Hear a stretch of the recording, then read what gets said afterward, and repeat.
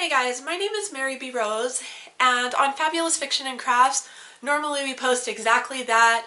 We post fabulous book reviews and light and fluffy crafts, but today's post is going to be a little more serious. I want to discuss today the most recent incident that occurred in Parkland, Florida, the Marjorie Stoneman Douglas High shooting.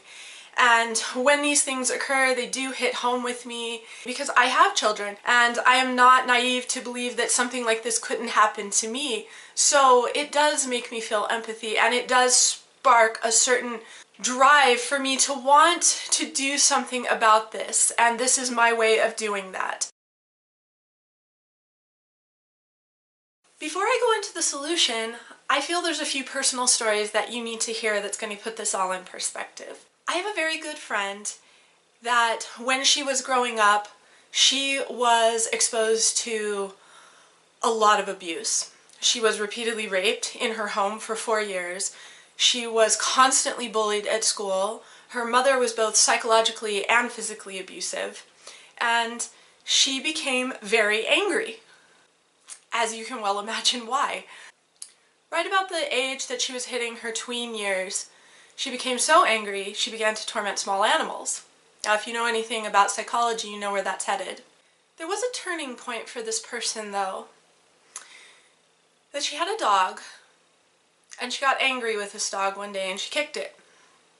And she stopped and she realized, this dog is not the source of my problems. This dog is not why I should be angry. And I shouldn't be taking it out on this dog. Now, she had this epiphany at a very young age, which is actually quite remarkable. She's also a very intelligent person, even though she still doesn't acknowledge that she is. Later, as she grew up and went to counseling to deal with all of these issues, it became very apparent to her that she was going down the path of becoming a serial killer. But she did have that moment, that crossroads, where she decided, I don't have to take my anger out on these animals.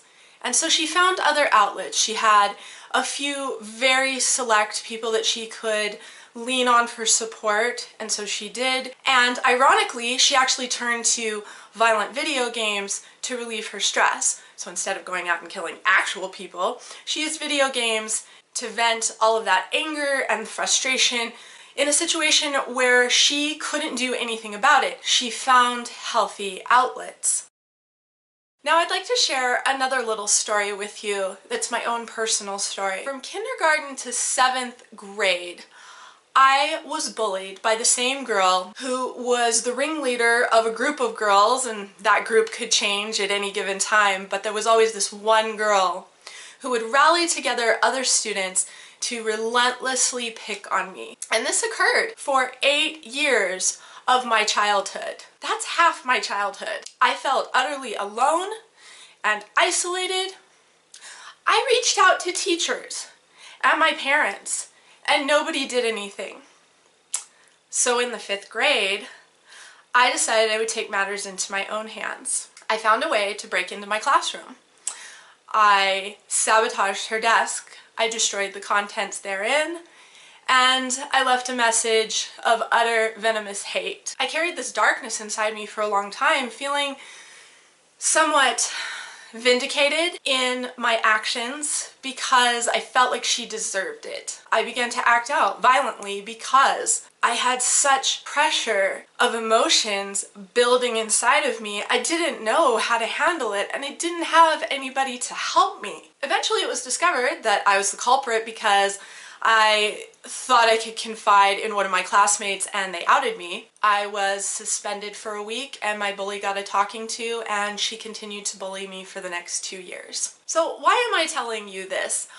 What does this have to do with the shooting? I'm sure you're drawing up some theories and ideas in your own mind, but I want you to put that on the back burner because it may not be exactly what I am going to put forward here.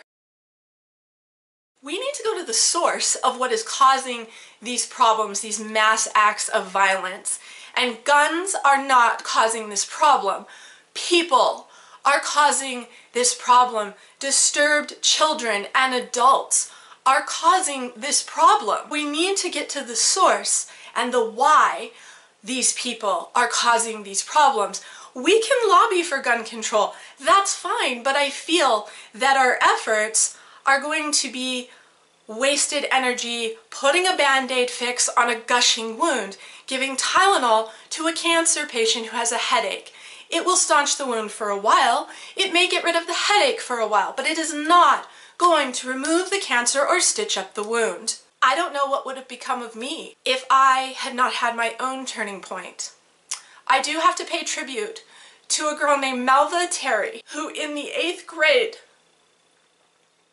a black girl by the way, who stood up for a little white girl because she didn't see color, because she didn't see me as a victim, she saw me as a person.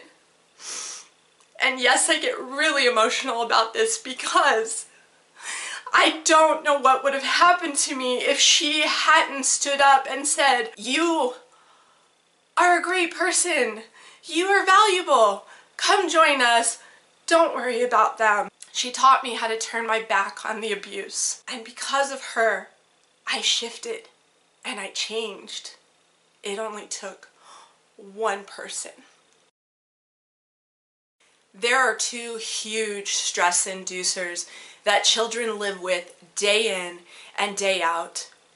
And a child who has a less mature intellect, or an adult who is not as conscientious as others, may not be able to handle the stress that these situations cause. And they might break. And they do break. Those 2 stressors are abuse in the public school system and abuse at home. It's as simple as that. It's a huge problem right now. And you're probably sitting there thinking, how can I change this? This is such a huge problem. It's like trying to take on the Atlantic Ocean. And believe me, I've felt that way. But there is something you can do. And there is something we can all do to change this. I want to make it clear that even though there is so much poison in public school, I am not perpetuating that any youth watching this drop out of public school. Please don't do that. That is not the message I'm sending. But I do want you to know that I empathize with the fact that I understand that it is incredibly hard to go to school day in and day out and suffer the kinds of things you have to deal with. I understand that. In these public schools that are run like prisons, children are expected to sit down, shut up, do as they're told, read the textbook and answer the questions, and rinse and repeat. There are unions protecting teachers who have long ago lost their spark for engendering a love of learning, and they show up merely for a paycheck and often become abusive and don't even realize that they are being abusive, but they are. They can't get fired because they do just enough to stay under the radar. Meanwhile, our children are suffering from this, and nothing is being done. Education should be a system of a love of learning, where children wake up in the morning and think, what am I going to learn about this wonderful world that I live in? Instead, children go to school with the thought predominantly in their minds of how can I survive today? The system does not cultivate individual identity or the ability to value thinking for oneself and contributing those individual beautiful ideas to society. Public school should be teaching this, and it's not. Instead, it's cultivating identity abuse. The other stressor that I talked about, abuse in the home, is so prevalent. Emotional, psychological, physical, and sexual abuse occur every day in a staggering amount of homes, more often than not. I myself, as well as my friend, as well as other people that I know, have gone or are going through this, and it's just heart-wrenching to me. I know that for my own personal story, I grew up feeling loved. In reality, it was abuse cloaked under the guise of love. When I wanted to pursue a career in dance and I was a young mother, my own mother told me that it was a career that would consume too much of my time and I would ruin my children. In counseling, I realized 2 decades later that the happiest time in my life, and the time when I was being the best mother I could be to my 2 girls at the time, was when I was dancing. And I felt joy, and I was expressing that joy through what I loved, and it bled out into my family. But guess what I did? I quit because I was deceived into believing that I would hurt my children. My mother or even teachers did such a thing to me, telling me that I shouldn't do this or I shouldn't do that, or I was bad for this or bad for that. And these were things that were not evil or bad. It was just things that they didn't want me doing, because if I did, it didn't validate them as people. That is abuse. Change can only happen one person at a time. Often an ideal can only catch on if one person is willing to stand up and fight. This is a silent and invisible war that's going on, and I have personally taken stock in wanting to build a collective army of people who are tired of this, who say enough, and who are willing to fight for their identity. That is so important. I want to form a community of people who will help me raise awareness that fighting for your identity through peaceful and positive ways is the way that we are going to change and prevent these horrific events from happening. Abuse can't stop with the abusers. They will never change. However, slowly, the abuse can stop being perpetuated, because often victims become the abusers as they grow older. If the abuse stops with the victim, then we limit the number of abusers and we limit the number of victims. Victims who are not as mature, who fall into that group of not being able to be aware, to stop and think, maybe I shouldn't take my anger out in this way. So I hope you see the trickle-down effect. I myself, as a mother, am raising 6 children at home, and I can't go out there and be a lobbyist to change the public school system.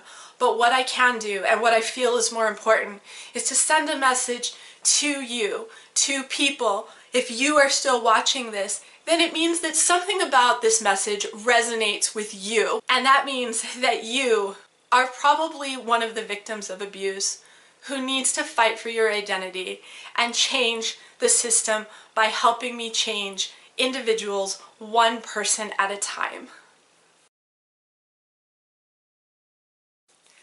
I can't possibly in one vlog teach you how to fight for your identity, but I can promise that if you stick with this community and if you share this video so we can get the word out, that in the future I will help give you strategies and teach you how you can do this, and certain techniques that you can use to help repair the damage that's been done to you by the public school system or by abuse in your home. So I want to invite you to help me change this.